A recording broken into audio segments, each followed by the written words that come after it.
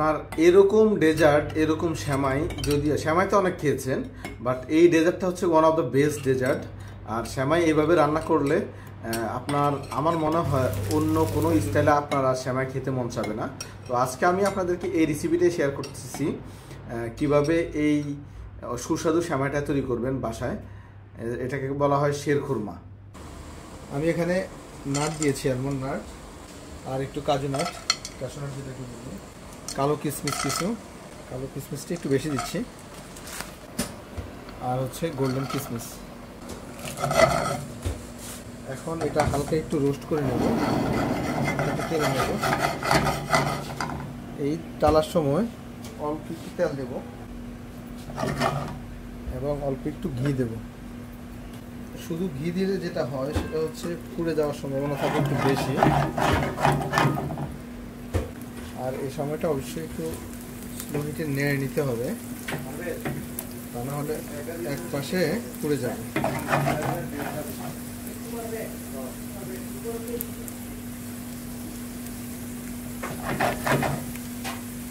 এখানকার কাজ হয়ে গেছে, এখন আমি এটা মিল্কে ঢেলে দেব। দেখতে পাচ্ছেন আমি একেবারে কালার করে নিয়েছি।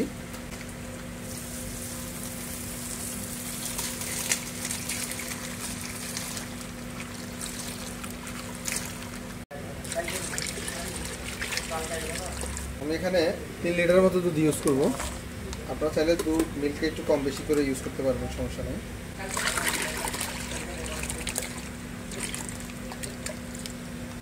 আমি 3 লিটার দুধের সাথে 2টা ডানো ক্রিম দেব। আপনারা এখানে কনডেন্স মিল্কটাও ইউজ করতে পারেন।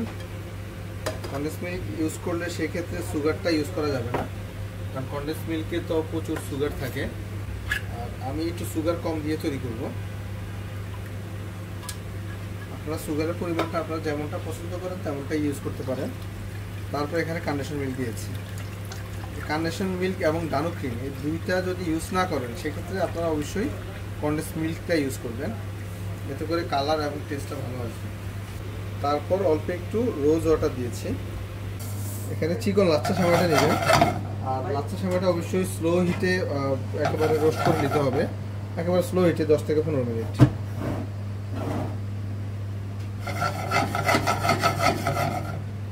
যতটুকু পারেন ভেঙে দিবেন।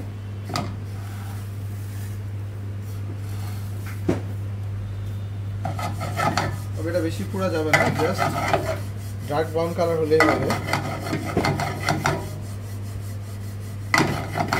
আমার অলরেডি কালার চলে আসছে, আমি এখন দুধে ঢেলে দেব। তারপর সেমাইটা আমি দুধে ঢেলে দিচ্ছি।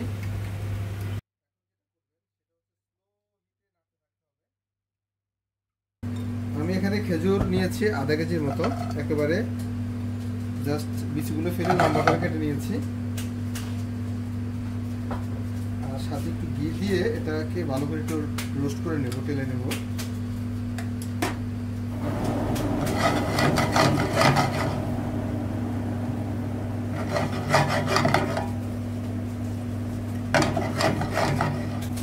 আপনারা এখানে খেজুর কম বেশি করে দিতে পারেন, এটা ডিপেন্ড করে আপনারা কতটুকু সুগার পছন্দ করেন।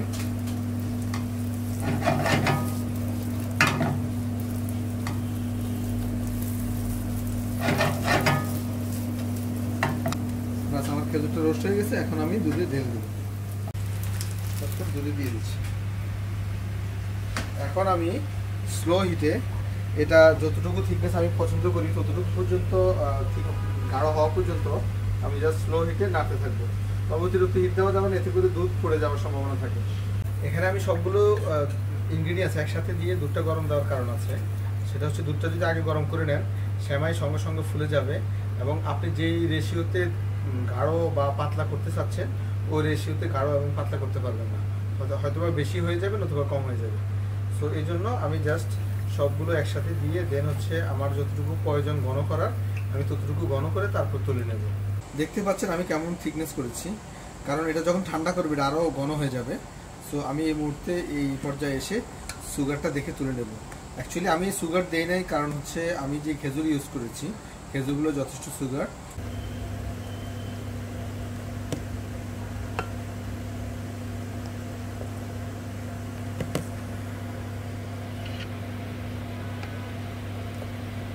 যাতে টেক্সচারটা নষ্ট না হয় এই কারণে আমি গ্লাস দিয়ে দিয়েছি।